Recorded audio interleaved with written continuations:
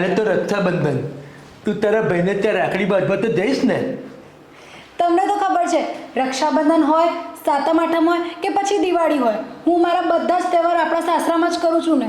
તો હવે હું શું કામ પિયરમાં જઈશ? તું ગયા વેકેશનમાં પણ નથી ગઈ પિયરમાં. આપણા લગ્નને 5 વર્ષ થઈ ગયા. હું આ 5 વર્ષમાં ક્યારે મારા પિયરમાં ગઈ? હા, તો હવે શું કામ જઈશ? એ તો વાંધો છે કે તું પિયર કેમ નથી જતી. બધાના બૈરા કેવા પિયર જાય છે, અને એક મારું જ બૈરું છે જે પિયર જતું જ નથી. ઓ મારા ચંદ્રશેખર, કઈ દુનિયામાં ખોવાણા? ના ના, હું એવું વિચારતો હતો કે તારા મમ્મી, તારા પપ્પા, તારો બૈલો તને યાદ કરતા હશે ને, તો આંટો મારતી હોય એનું પિયર. ના ના, મને નથી જવું. તું તારા પિયર કેમ નથી જતી ને એ મને સમજાતું નથી. એવું તમારા લીધે જ નથી જતી. હું જતી રહું તો તમારું શું થશે? હું મારા ચંદ્રશેખરને 1 મિનિટ પણ એકલો ના મૂકું, અને હું વેકેશન કરવા જતી રહું તો તમારું ધ્યાન કોણ રાખશે? એક દિવસ તો હું તને પિયરમાં મોકલીને જ રહીશ. 5 વર્ષથી તમે મને પિયર મોકલવા માટે કેટલી મહેનત કરો છો, શું એ મને ખબર નથી? તમે કૂતરાઓને ખવડાવો છો, શું એ મને ખબર નથી? તમે મારે પિયર મોકલવા માટે માનતાઓ અને બાધાઓ કરી છે, શું એ મને ખબર નથી? મને બધું જ સમજાય છે તમે મને પિયર કેમ મોકલવા માંગો છો. નક્કી દાળમાં કંઈક કાળું લાગે છે. અરે મારી માં, હવે બંધ થા, અને તારે પિયર જવું હોય તો જજે, અને ના જવું હોય તો ના જઈશ, અને હવે બંધ રાખ. શું બંધ રાખું? તારી જીભડી.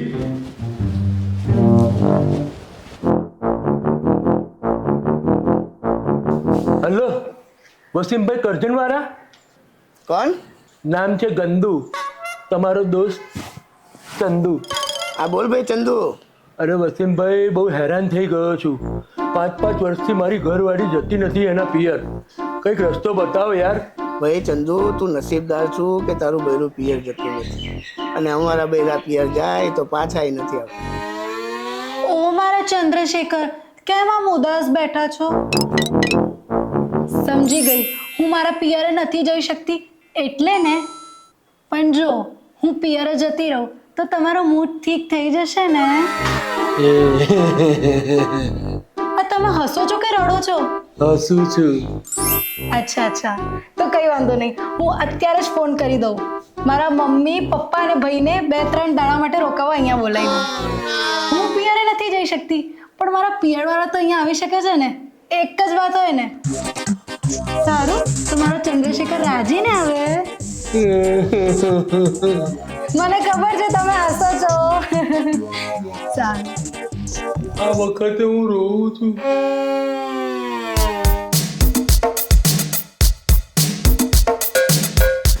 એ માં, તું બી મારા બાપ જેવી કંજૂસ જ છે, રીક્ષા બી નહીં કરતી. હા હવે હેડ છાનો માનો. અલ્યા પણ આ તાપ તો જો.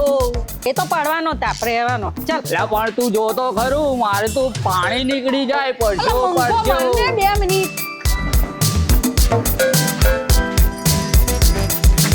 એ માલી, એક તો બાપાને કઈ આવું નહીં, અને સામાન મોકલ કરે છે. અરે તારું મોઢું બંધ કર ને. જપ જરા છાનો માનો.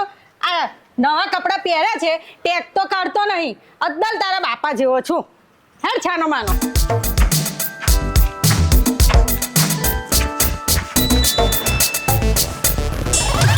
એ માળી, આપણે આ બેનના ઘેર શું કામ આવ્યા છે? અરે આખા રસ્તે તું તો મારો લોહી પી ગયો. કચકચ્યો છું, કચ કરું છું. આ તારા જીબડાને 2 મિનિટ જરા આરામ આપને.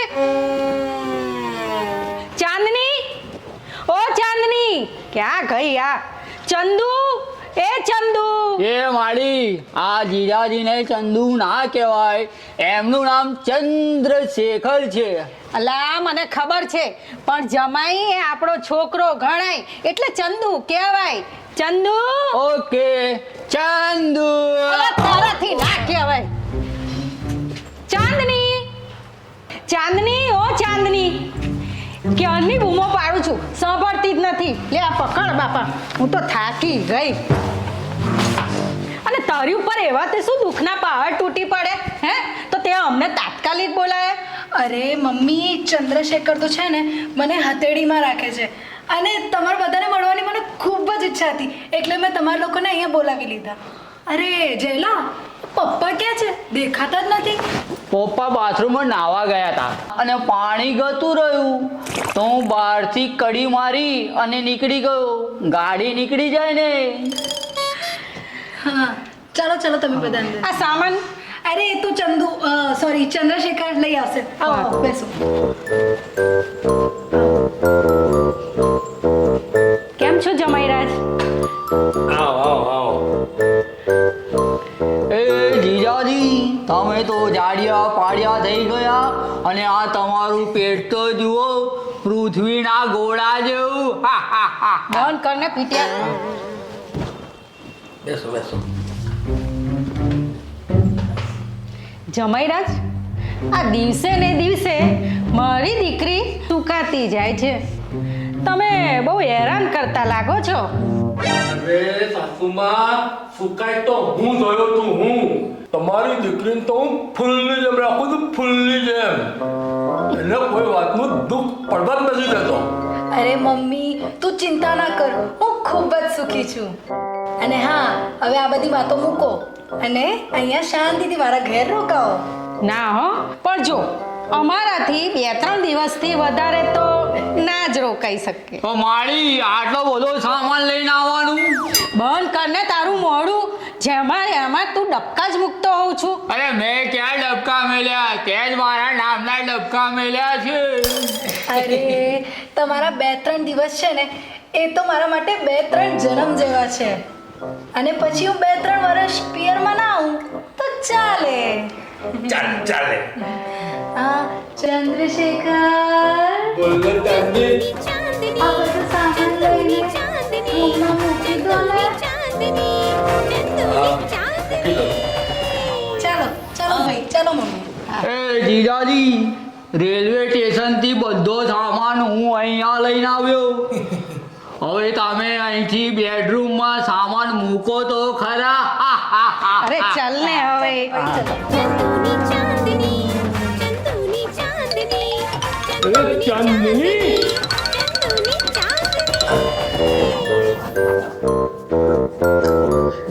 માને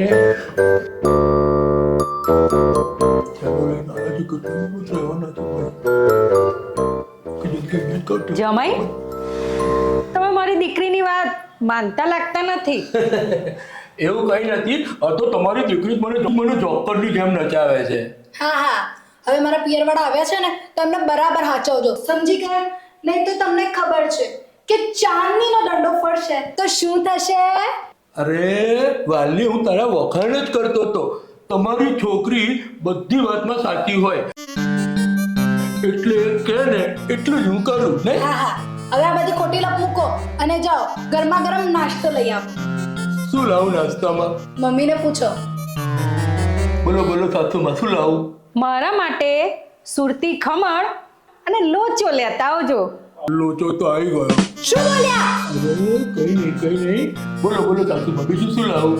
ફાફડા, વણેલા થેપલા અને થોડી કેસર જલેબી પણ લેતા આવજો. જલેબી ખાવી છે.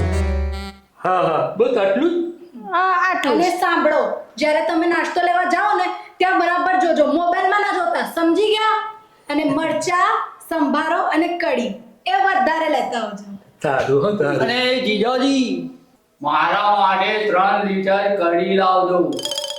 લાવવાનું છે ભાઈ કઢીમાં તારે. જ્યાં લગીન હું કઢી પી ના કરું અને એનો સ્વાદ ખબર ના પડે ને ત્યાં લગીન હું કઢી ફરી વખત પી કરું છું. આ પીપી બહુ કરે છે નહીં? સારું. મોંઘવારી બહુ વધી ગઈ છે ભાઈ.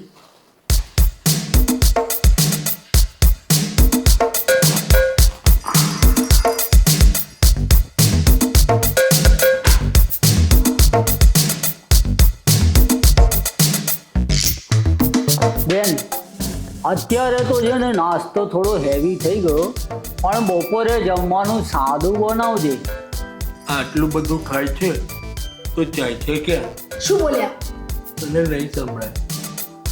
બપોરે છે ને તમારા જીજુ હોટલમાં લઈ જવાના છે તો હું ઘરે નહીં રાંધવાની. મને છે ને હોટલનું બહુ ભાવે.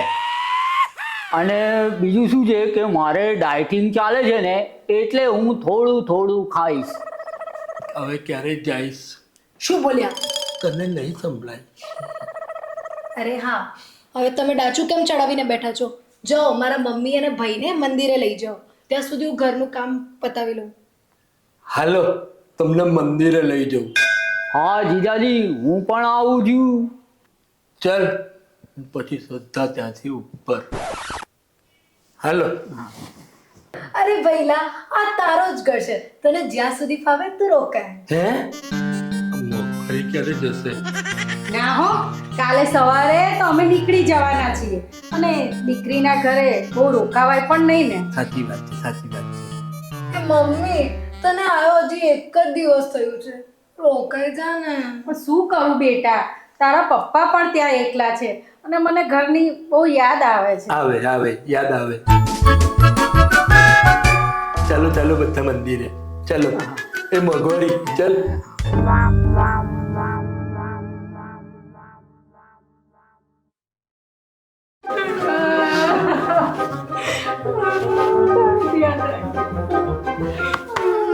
મારા લગ્નમાં રડતા હતા ને એવું રડે છે. એ હાલો હાલો, રિક્ષામાં સામાન મૂકી દીધો છે. હાલો. હવે બેન તું આવજે, આપણે 2 જણા તળાવની પારીએ જઈ અને મસ્ત કેરી ખાઈશું અને તારી ફાટેલી થેલીમાં આપણે મમરા પણ ભરીશું. એટલે જ તું મમરા જેવો છે. છાનો મર, તારી બેને તો જીજુ માટે પિયરે નહીં આવવાની બાધા લીધી છે. કેવી બાધા? એ કઈ નહીં, તમને નહીં સંભળાય. તમારા લોકોની ટ્રેન છૂટી જશે. હા હા હા. અને અગર જો ટ્રેન છૂટી ગઈ ને તો આ મારી માં મને ચાલતા ચાલતા લઈ જશે ને તો હું તો પતી ગયો. અને તમે અહીં રહી જશો ને તો હું પતી જઈશ. ચલો ચલો, રિક્ષા વાળા મોડું થાય છે. ચલો.